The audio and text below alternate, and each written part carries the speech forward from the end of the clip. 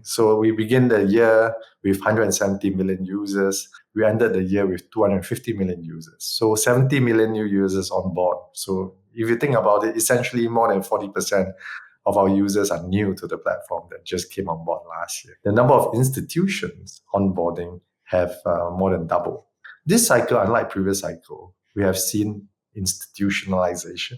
Right? We have not seen that in previous cycle. Right? With the ETF that was approved earlier on in 2024, and then throughout the year, you have different institutions coming on board, becoming believers instead of skeptics, from the likes of BlackRock to CharlesSwap to Fidelity.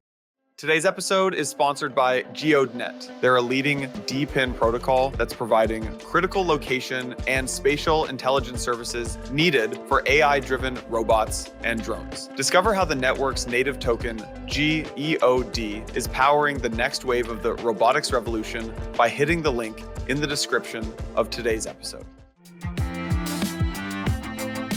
All right, everyone, back with another episode of Empire. We got Santiago here. We are also joined by Richard Teng, the, I guess not new anymore, but the CEO of Binance. So Richard, welcome to the show. Thanks for having me on the show. Yeah. Richard, I actually wanted to start with a story. I'm sure we'll ask you a lot about Binance and product lines and geographies and stuff like that. But I wanted to ask about a story about CZ. I think a lot of people know CZ as this kind of like ruthless operator and expanded really quickly. But I've actually heard that from people at Binance that his superpower is recruiting and convincing people to join Binance. And I'd love to hear the story of how CZ convinced you. I think you were in some high-powered roles before Binance, and I'd love to hear how he convinced you to actually come to Binance. Well, I think there's a public perception of CZ, and on the private basis that we deal with CZ, he's quite different, right? He is an extremely humble person, very down to earth, very relatable, very convincing, right? He's very, very persuasive and convincing. So I think you're talking about that side of him, very, very convincing and very persuasive. So I met CZ through a mutual friend of ours, right about June of 2021, right? At that point in time, Singapore was during a COVID period. So there's a lot of restrictions in terms of public meetings. So I met him on his yacht. And there's only two of us. We discussed. And initial 1 hour meeting turned out to be at least a 2.5, if not 2 hour 45 meeting, right? Where he discussed, his vision, the future of Binance. And by the end of that conversation, he asked me to join him within the company in some capacity, initially as a director, and then subsequently say, why don't you just come and join the team, right? I thought about it, discussed further in my family, and went back to him, say, why not? I've been I'm a believer of crypto since 2017. So I said, having the chance to work with the largest crypto exchange and working with this legend before me, having the chance to work from him, you can't miss such an opportunity. Yeah. What was that vision that he laid out?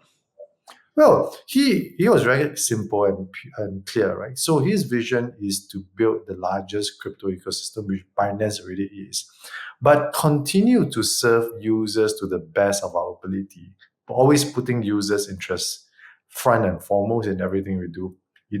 And that covers many things, right? In terms of product features, in terms of putting users' interest first, safeguarding user assets, etc. So he was very, very passionate about that. He's very passionate about this industry. At that point in time when I met him, again, it's a much smaller industry compared to what you see today. I mean, today crypto adoption is between close to 7%.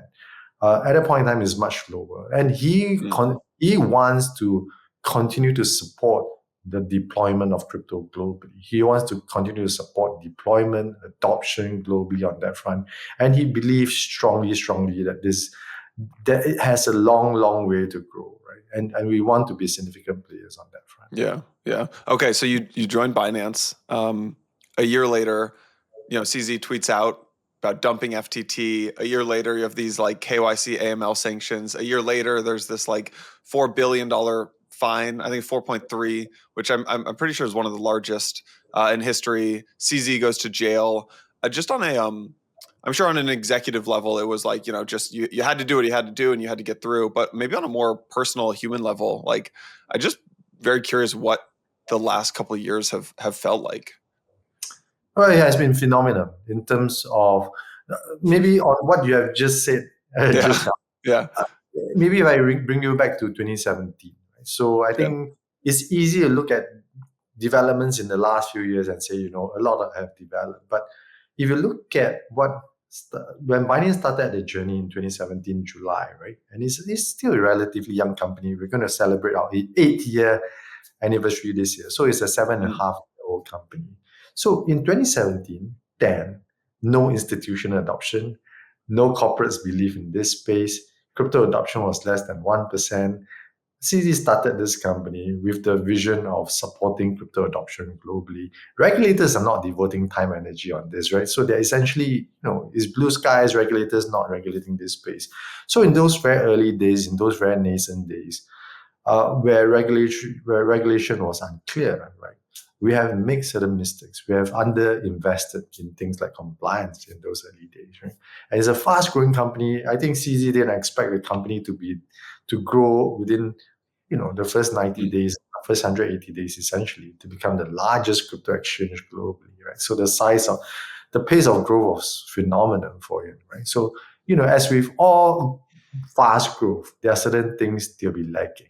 So there are certain things that were lagging, we underinvested. So what you mentioned, some of those things was because of the underinvestments of those critical areas in those very early days, and especially where rules were unclear. Right? Mm. In the last 2 years, I think rules were starting to develop. There's much more clarity around the world on how crypto will be regulated. There's much more this you're seeing a lot more mainstreaming now. So the narrative, the discussion is totally different. But if you bring you back then, nobody gave much regard to this space, right? People don't think that crypto is going to survive for the long term, etc., etc. So I have to put things into context on that front first, right? So it's important, but we have again make very heavy investment into the compliance area in the last few years. You mentioned about KYC, KYB. We are one of the first global exchange to make KYC, KYB mandatory for our clients, right? And still, some exchanges don't do that. Right? Yeah. Yeah. So we have come a long way, and we continue to invest greatly into this space. We are very confident that of our compliance area now is headed by Noah Berman, very, very experienced in this space. He has a team of professionals with him now. And last year alone, the number of licenses that we have grew from 14 at the beginning of the year to 21 by the end of the year. So you continue to see that we continue to get licenses globally, continue to develop, deploy globally, and work very closely with both regulators globally as well as law enforcement agencies globally on that front. So we continue to mature as a financial institution. Yeah. So it's the having you in the seat makes a lot of sense because I was looking at your background and you're a regulator. You seem like one of the nice regulators, I will say. But you guys, it's interesting because I thought you guys would have to stop doing a lot of the things. I mean, Binance got to the place it got to by listing things early, getting out to new markets early, and I thought a lot of that would slow down. But you guys are you're listing a lot of meme coins. You're still very early to listings. You have new launch pool projects in the last couple of months. I mean, you guys have given users a lot more trading opportunities, I would say, just in the last couple of months, and it kind of goes against what I thought would happen when you put a regulator as the CEO. And can you talk about this maybe dynamic between like having to slow down growth or slow down these things that kind of got you to where you are because the regulators are kind of looking down your back? I saw you invested $200 million into compliance. That's a good question. Again, I want this opportunity to correct your perception, which is wrong. Okay. So if you look at the number of coins that we list, we are the most stringent exchange globally. Right? We list far fewer coins compared to many of our competitors globally. And a listing on Binance, many in the crypto industry will regard that as the holy grail because of our deep liquidity, right? So we have the deepest market liquidity, the most number of users, most number of traders on our platform, and any trader will know that having the narrowest bid-ask spread result in substantial savings for the clients over time, right? So that's part of protecting our users as well in terms of protecting user interest. So if you look at the number of coins that we list is, I think it's less than 600. So you compare to many other exchanges, we list much less coin. We are very, very stringent with the coin selection process on that front. We have published, the listing criteria, and we ring fence the listing team so much so that we give them the time and space to do their independent due diligence, right? We don't allow them to, in many instances, connect with external parties because how this space operate. There could be temptations that we don't want to subject them to. So we ring fence them. We have very clear criteria that we publish to the marketplace. People that wish to contact us, they want to list their coins. They send in a form with all the information that's needed. The team can contact them to get further clarification. And there are a lot of criteria that we go through before we list a coin. But listing itself is not the end of the journey. We always tell our projects, right, that we list is the beginning of the journey, right? It is where you continue to develop your project and to repay the faith, the confidence that user place in you. And that is the very important thing. And we continue to drill that message to all the tokens, to all the projects that we list. And we hold them very clearly to high standards. So if we don't only list tokens, we also delist tokens that don't pay attention to all these reviews, right? That don't continue to build, don't continue to develop, enhance the offering, repay user interest, etc. We delist projects, as you know, right? And you see all those announcements that we have delisted projects that have not performed so well over time. So we continue to take those very seriously, and I want to correct perception on that front. Richard, maybe I'll take this opportunity to ask you a little bit more about that listing process. I mean, I've seen portfolio companies of mine. I think you guys probably have the most stringent, almost like going to register with the SEC if you go and do an IPO. Like the amount of information disclosures that you guys require is extremely stringent in a good way. And I think that could, in fact, become the de facto standard. Like twofold of a question. The first one is, can you walk us more into how you think about in traditional finance, allocators like lead underwriters get a certain allocation of the stocks and they charge fees. What's the structure for Binance? Like I've seen all over the map kind of how much percentage of the token supply that you get. How do you come up with that fee? What is the rationale? How does it vary by project? Like how do you come up with that? Well, so let me just highlight some of the things that we do. There's, very, very stringent compared to what the industry does. So in fact, there are many areas, just to use this point to expound on other areas, right? So if you think about it, there are many areas that we go way beyond what industry standards are or what regulators require from the very early days, right? So we came up with SAFU Fund, right? And that is in the instance of possible security breach on our platform. We use that to compensate users. Touchwood, we have invested very heavily in security measures, and we are very confident of our security measures on that front.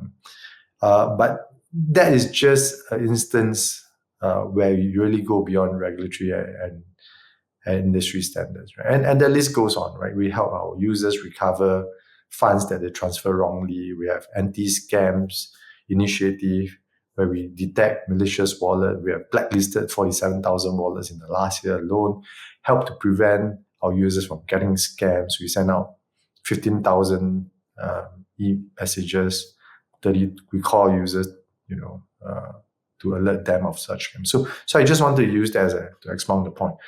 In terms of those details, I think we do not discuss them publicly. I mean, those already depend on dynamics, because you have to understand we do have different products that you're talking about, right? You have things like Mega Drop, you have launch pool on that front, and you have Binance Alpha that we're looking at.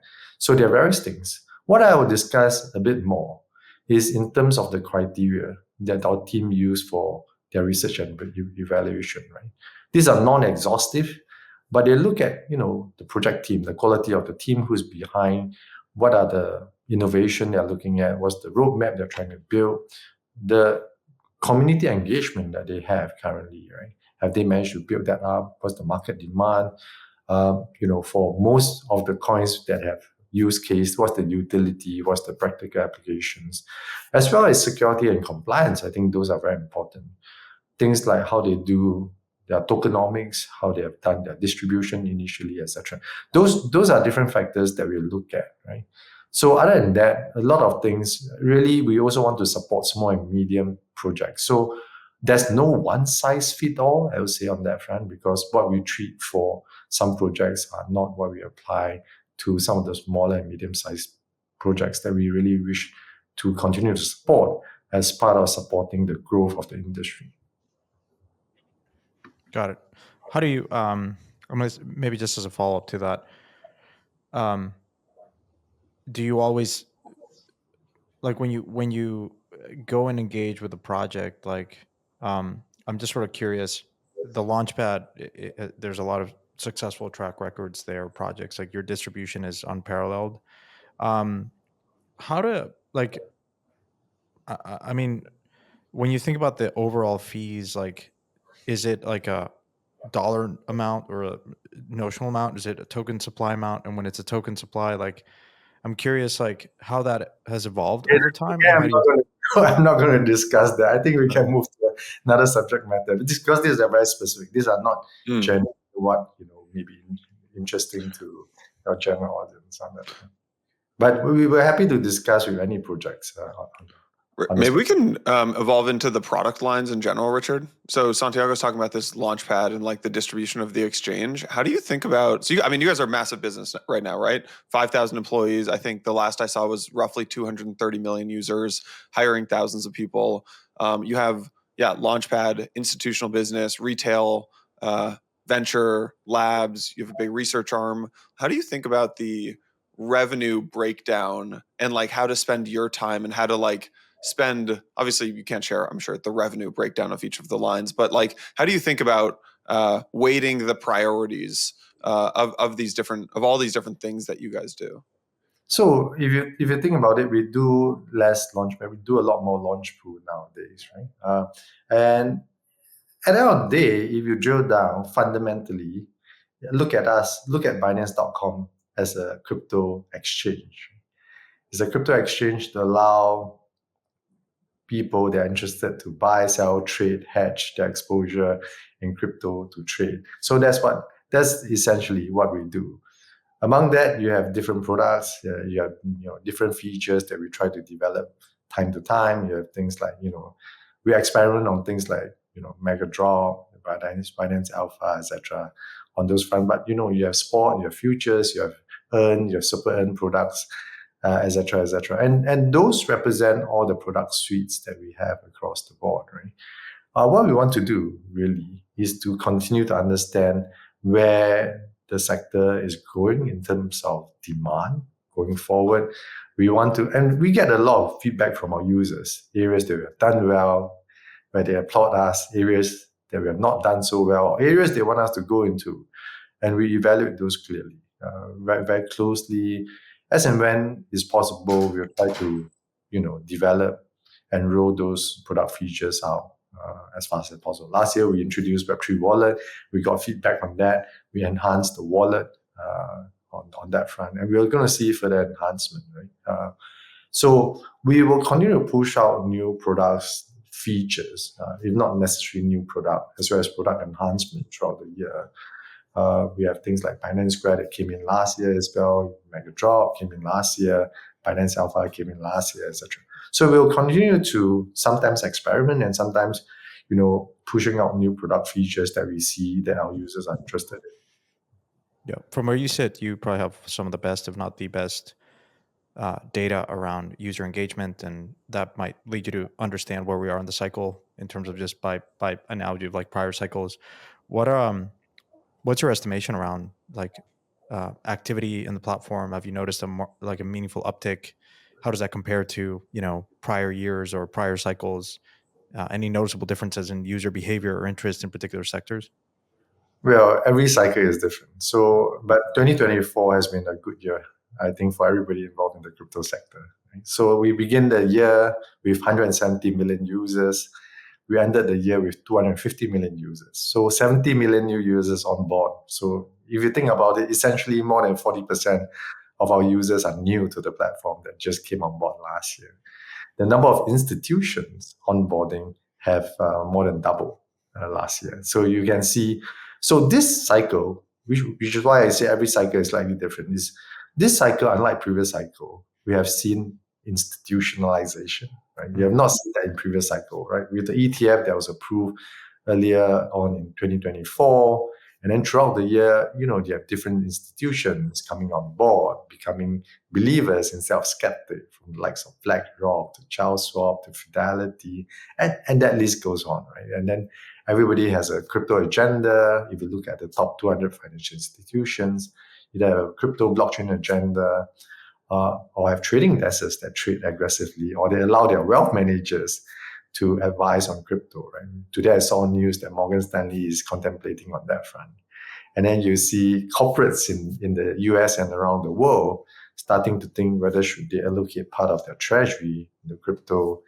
US is thinking of a strategic Bitcoin reserve on that front. And that makes a lot of difference, right? It's not only the US that's thinking about it. Many countries around the world are starting to think, of the same issue. And I understand that Brazil is really pushing ahead on the agenda on some of this front as well. So 2024 has been very different compared to previous cycles. So you have seen huge institutionalization. You have seen mainstreaming as well. So this cycle feels a bit different, especially the first 9 months of last year. You see a lot of institutional interest. Retail activity wasn't as robust, right, initially, but it has since come back. Mm-hmm. So when I was interviewed beginning of 2024, right, I said two things. I think the first thing, I was asked about the price prediction before the end of 2024. I said Bitcoin should reach more than 80,000 by then. Right? There are many skeptics when I say that Bitcoin was at a lower price. Again, I think the market has been proven right, and Bitcoin is one of the best performing asset class, if not the best performing asset class last year. Right? If you look at the whole crypto industry, has grown hugely in terms of market capitalization. Mm-hmm. So I think those are big positive. MicroStrategy was included in Nasdaq 100. Again, those are big game changer, I think, for everybody involved in crypto. We have a pro-crypto president in the States, which I believe all of you will be very, very happy, right? Again, setting the agenda, regulatory agenda, giving more clarity. So we are seeing a lot of that. We are seeing innovation. Stable coins has gone mainstream with adoption. You have seen a lot of payment institutions supporting crypto. You have seen DeFi gaining more traction other than your traditional centralized exchange, centralized products. DeFi getting more traction. DePIN discussion. You have seen RWA. So I think innovation is pushing ahead, which is important for the sector to continue growing. Yeah.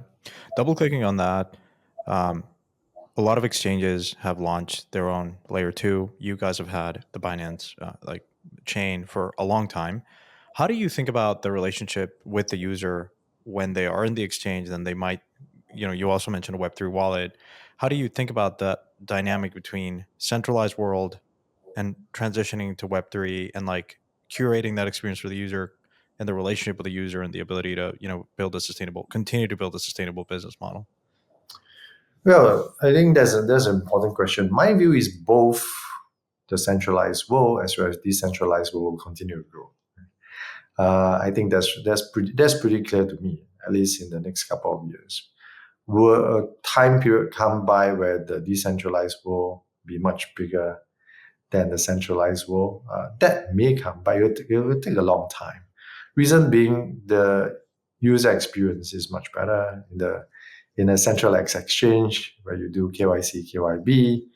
You have somebody to go to. Law enforcement agencies, regulators have somebody to really liaise with for all their requests. Right? The same may not be the same in the DeFi world. Your fiat on off ramp is much easier in the centralized space. Right? The payment space, the payments are much easier Again, I mean, there are a lot of those advantages. And in the decentralized world, as you know, if you in a centralized exchange, there's customer service. If there's something going wrong with your accounts, you can speak to somebody. Again, it's not the same experience. But my view is both will continue to grow. People that are very native Web3, they can do a lot in the DeFi world, which they are very familiar with. But you have to remember the majority of the population are not crypto native as of now. And to bring that about, there'll be some timeline. But as the generation today, the people in their 20s and 30s start to get mature, right? With time passes, and the more savvy people will continue to come through. There might come a time, who knows? Mm-hmm. Stablecoins have been a killer product. You guys initially had Binance BUSD. Now you prioritized other stablecoins. How do you think about that and that sector of the business, and maybe initiatives that you have to continue to support that for your users? Well, firstly, we are a platform that's very supportive of all innovation, right? All crypto innovation. We want to support innovation. And as you mentioned, stablecoin is one of the very important use cases of crypto innovation and adoption. The pace of crypto stablecoin has continued to increase in terms of adoption. We have partnered different stablecoins, right, that you mentioned. BUSD very early on. There was a partnership on that front. Again, it was unfortunate what happened to BUSD. But recently, we also announced other partnership, including the one that we have with Circle on USDC. We're excited with that partnership, and we look forward to continue to support adoption in the stablecoin space. Do you think that you guys would ever launch your own stablecoin again, Richard? At this point in time, it's not in the pipeline. We are working with, we are agnostic platform. We want to support as many as possible. I mean, in Europe, we support other stablecoins as well because of MiCA requirements.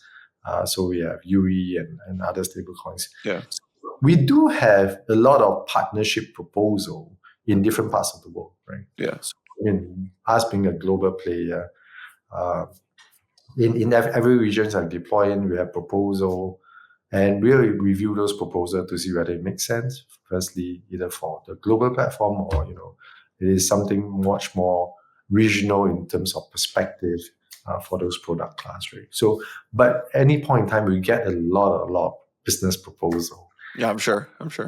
Do you have? I mean, as a former regulator, do you have any thoughts on Tether? It seems like the regulatory risk around Tether is probably mostly gone because Trump got elected, and Cantor Fitzgerald and their relationship with Tether there. But just curious how you see Tether broadly.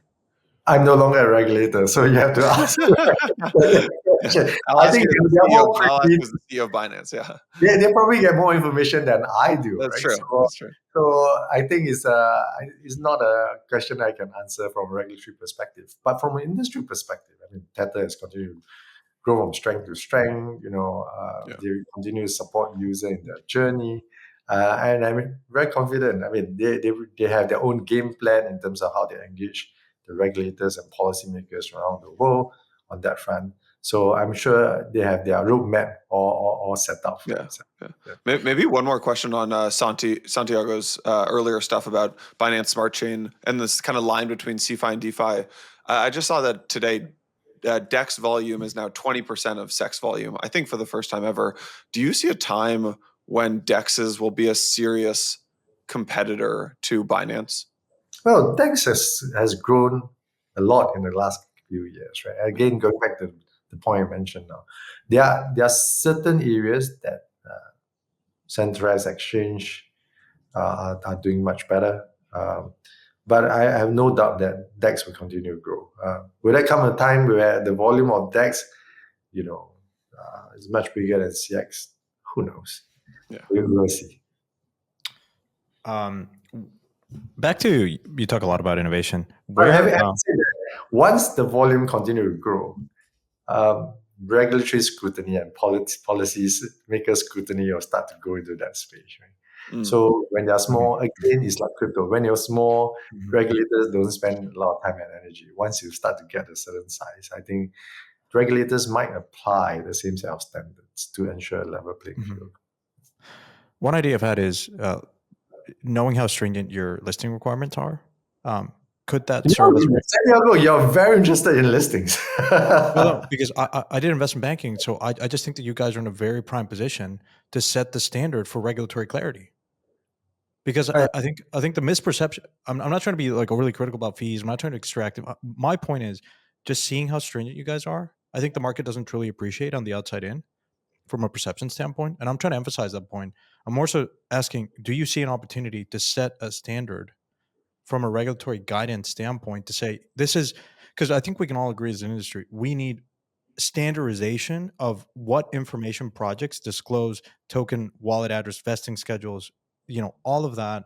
If everyone, the role of regulators should be, to your point, to create market integrity and fairness for every participant. And that's it. They shouldn't have an opinion on the assets, but they do on crypto, or have historically.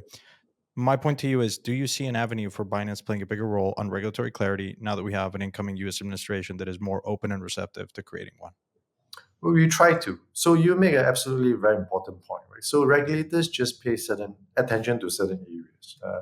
And in many instances, those doesn't go far enough in our view. And we share with them. But unfortunately, as you know, there are regulatory priorities, there's regulatory resources are scarce. A lot of time they're underfunded in many instances. They don't get the talent, they don't get the resources that we need. And you give a very good example in terms of listings, right? We should have more stringent listing standard. And, if possible, regulators should set the listing standard, which in many instances is not being done, right? So that there is a certain minimum criteria that all the exchanges possibly need to adhere to, right? Of course, you have the flexibility to decide what to list, as long as you meet those criteria. But you must clear those minimum benchmarks. And for ourselves, we set even a higher benchmark to make sure that our users are protected. In terms of we impose very stringent criteria. But same can be said for security. We have highlighted this issue to many regulators around the world. We said that, look, it's not only about things like money laundering, AML issues, which should be hygiene issues by now. But if you think about security, last year alone, how many exchanges was hacked, right? So WazirX, a large Indian exchange, was hacked for 213 million. You have Binance, you have Indodex in Indonesia, you have BTC, and that list goes on, right? Meaning that most of the exchanges have underinvested in security. And if you look at what happened to WazirX after the hack, and they have an external custody provider, and they still got hacked for that amount. It went to liquidation. User assets was not protected on that front. So you say that, look, it means there's a problem. But again, these are not areas that regulators spend time. And these are critical areas to protect user interests, right? So if you think about how they do things like co-wallet, for instance, how do you do your wallet management? How do you preserve user assets? These are fundamental to any exchanges, but these are not being discussed enough. Yeah, absolutely. Transitioning a little bit more, I promise that might be my only last question around regulatory stuff. How do you think about geographies? Which markets are you really excited about? I've heard around like India and some like Southeast Asian countries, but just how do you think about like prioritizing expansion?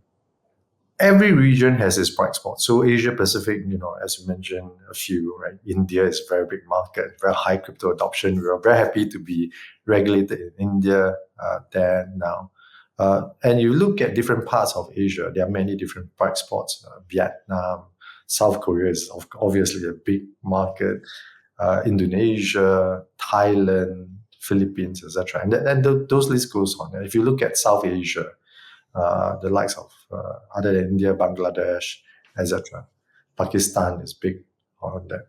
But every region, right? So if you look at Latin America, again, there are a lot of bright spots, Brazil, Argentina, Mexico, and that list goes on. And they are growing very fast. We have secured licenses in Argentina and Brazil to support crypto deployment over there. Middle East, North Africa, the entire African continent, again, are growing very fast. So there's no one area that we are focusing on. As a global platform, we need to know what where are the growth area and really push and support our user journey in those areas. How do you think about building versus buying into some of these regions? Sometimes you've bought an exchange. Sometimes you've actually done the effort to get a license. Um, how do, I would say that it really depends, right? So in many instances, we prefer to build ourselves. We prefer to go in, apply for the license, stand our own credit. But a lot of times, in terms of market deployment, it's much faster to buy ready financial institutions, and then you just change whatever you need to change internally to get it operational. Those are much faster deployment in terms of acquisition. But also partnership is important. You have seen we partner in Thailand, Gulf, which is one of the largest Thai company there. Again, there's no one single model that we just adopt. It really depends on local market dynamics at play. Yeah, absolutely. I've heard CZ most recently just continue to adopt this narrative of really pushing the non-speculative adoption of crypto. How do you think about that? Like, when you hear that, what does that actually mean to you and the organization, and things that you're doing to really push that forward? Well, I always stress that we want to support all form of innovation, right? So again, the different types of layer 1, layer 2 infrastructure, GameFi, which is part of building, SocialFi.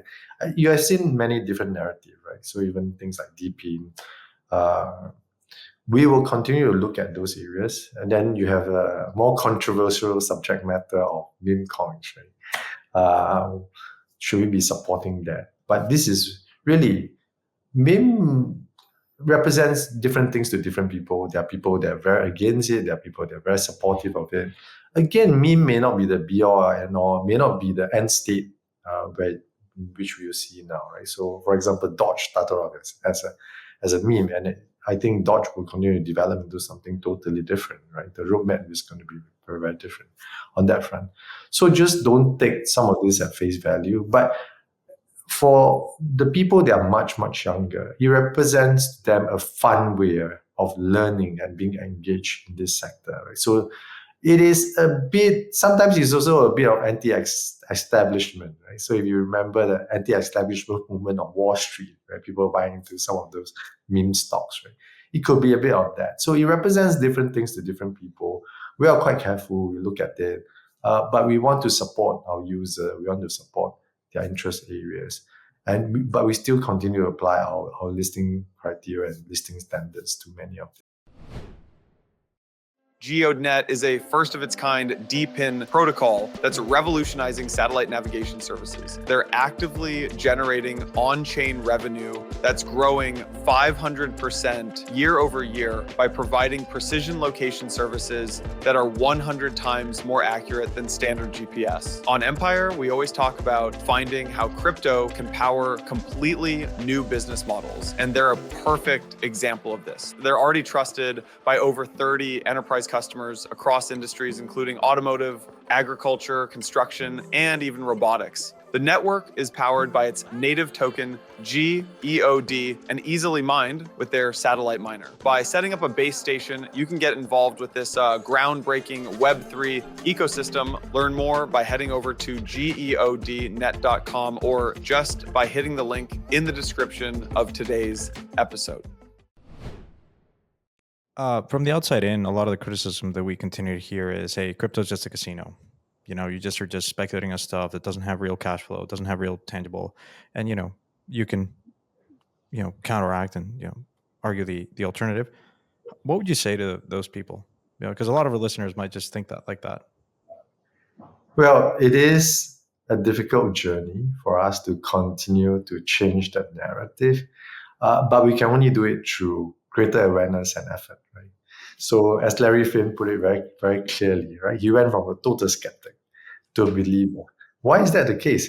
Because the more you take time and resources to understand and to learn about this space, you know the true value, right? You know the true value behind all the different layer ones, the different layer two, what they're supposed to do, the different type of sub-segments within crypto, what do they represent, the utility of the different projects on that front, right? So it really takes time, energy, and effort, right? So we, on our own, we spend a lot of time educating, not only educating our users. So we educate the public at large. So last year, I believe so far 44 million users have gone through Binance Academy, which is a free-to-air content. You have plenty of information, learning materials in there that you can learn anything about blockchain and crypto. Many people take advantage of it. We tie up with universities and learning institutions to roll, syllabus on crypto and blockchain around the world. We conduct courses, and the same perception exists among policymakers and regulators, as well as law enforcement agencies around the world. So we spend a lot of time, energy with the policymakers, the law enforcement agencies. People say, crypto is used for money laundering, essentially, by and large, other than being a casino that you mentioned. And the data is furthest from the truth. So if you look at data published by the US Financial Crime Office, less than 0.02% of money laundering take place via crypto. The rest take place via a traditional fiat space, right? If you look at money laundering last year, some of the biggest news came from the fiat and banking space, but nobody reports to that because it's not sexy. Crypto is a new space, right? There's a lack of understanding. If you look at what is being reported in traditional media, it has always been quite anti-crypto. But I hope, under the new US administration, things will change on that front. There's going to be much more understanding. And now that institutions are into this space, it means that they have really done their due diligence to really understand what this space represents. Right? Because it cannot be that all the institutions just partake in this space, saying that, this is a bad space. They must know the benefit and the good of this space. Right? So again, for those non-believers, take time to understand. Then you will really understand what this space is about. Yeah.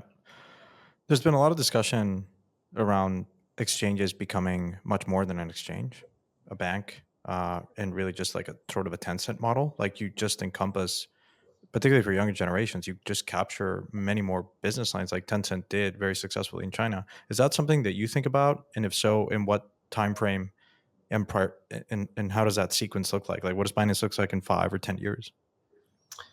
Well, we always explore new areas, right? So if you look at the broader landscape, you have seen a broader convergence, right? So 2024, you see a lot of those convergence. You see stockbroking firms, banks starting to offer crypto, stockbroking firms buying crypto exchanges or brokerage firms to try to merge and increase their product offering, right? I've seen many of the traditional trading firms that just used to trade commodities, forex, stocks, bonds. Last year, adding a crypto desk and start trading crypto, right? Adding to their repertoire of assets, right? So you are going to see a much greater convergence between what we term as TradFi and DeFi and crypto, right? On that front. So you're going to see that. What form would it take? Is things are developing at a very rapid pace, right? But I would say that our key focus at Binance is continue to be the best of what we do, which is being the largest crypto exchange globally, offering our users the deepest liquidity pool, where they enjoy substantial savings over time if they trade through us. We apply very stringent standards so that we have quality assets that's being listed on our platform, and that's part of user protection, which we hold very dearly at Binance. So we continue to focus on all those things. Will we explore other things? It really depends, right? Richard, do you think you guys will explore like traditional equities trading or add equities trading to the platform as well? At this point in time, we have no intention to do that. Yeah. Again, we are not expert in that space. Will we partner with somebody else? At this stage, it's too early to call. If there are any proposals out there that we think is interesting enough for us to consider and we come to a conclusion on that front, we will let the market know. But it is it's different. Because if you think about it, crypto trades 24/7. We're very used to this product class.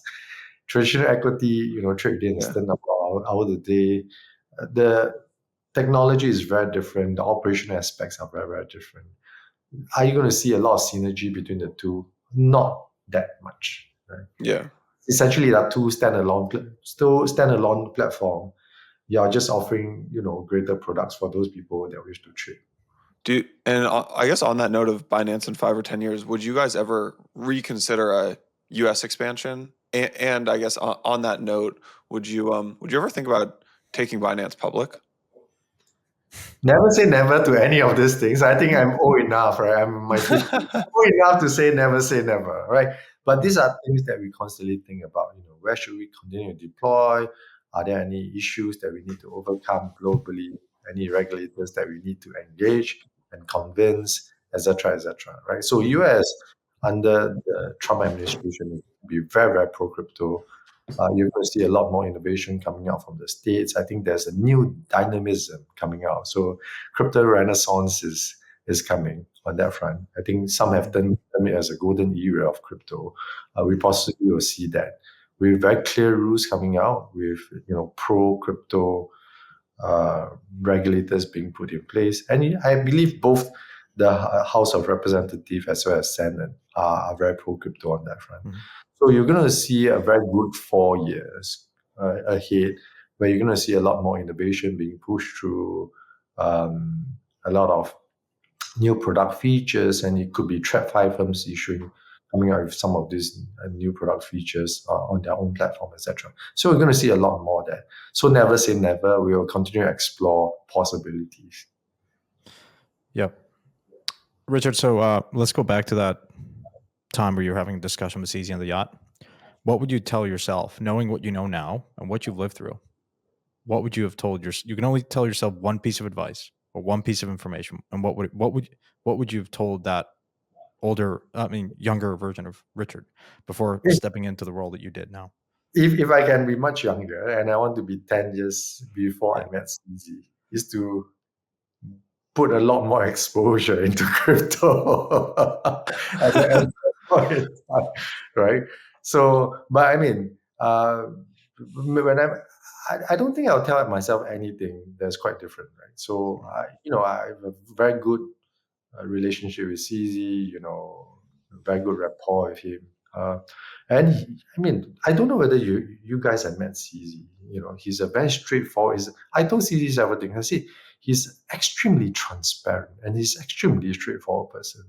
You can ask him the same question at different occasion, in different setting, and his answer will always remain the same. So he is a very straightforward. He's a straight talker. He's extremely transparent about his views of different things. You can ask him. He's very, very widely read, as you know, and he will be totally transparent about his position. And those positions don't change through time, right? That's something that I realized. He doesn't change. I mentioned several other things about him. Extremely humble in the social setting. He's a great leader. I'm quite fortunate to have worked with him. Yeah, Richard. Thank you for the time. I know you're busy. Is there anything else, just as we wrap this podcast, any other misconceptions about Binance that you want to set the record straight, or any thoughts on 2025 that you want to cover that we haven't discussed yet?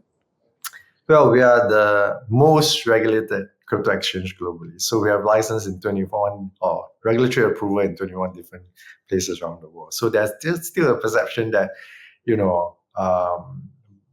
somewhat negative, some from time to time, that when I talk to people, right, is from the days where Binance was growing at a very, very fast pace, as I mentioned, very nascent, underinvested in some things. But we have corrected a lot of things, right? And last year we put in corporate structure on that front. We appointed board of directors with 3 independent directors. So through our engagement with the regulators, I think those perceptions are starting to change quite rapidly. In terms of our engagement, we work very closely with policymakers around the world, and we have always placed user interest at the forefront of everything we do, every decision that we make. So we always make sure that our users are protected on that front. I think those are underreported, be it in terms of listing policies or security, etc., and the list goes on. So hopefully over time, we will continue to push the agenda. We are still at a very early stage, right? So if you look at crypto adoption is less than 10%. The next 10% will come through very quickly if you look at what happened during the internet age, right? The first 10% is very slow, but once you reach that threshold, the adoption will come through very quickly. So you're going to see that very fast adoption coming through. But we are still very early stage. We want to continue to support innovation. So we are still early in the game. We are going from early adopters to mainstreaming, but it's still going to be very exciting, right, for everybody that's still not involved. Start to learn about the space. If you have any misconception, a lot of institutions, a lot of bright brains around the world have changed their perception of crypto. It's time that you spend some energy on it. Yeah, indeed. Good way to end it. Richard, congrats on everything. I think most folks in the industry are rooting for Binance in 25, and I think you guys will have a big year here. Thank you so much for having me. Keep building. Hey everyone, just wanted to give a quick thanks to today's title sponsor, GEODNET. By setting up a base station, you can get involved with this groundbreaking Web3 ecosystem. Learn more by heading over to GEODNet.com or just by hitting the link in the description of today's episode.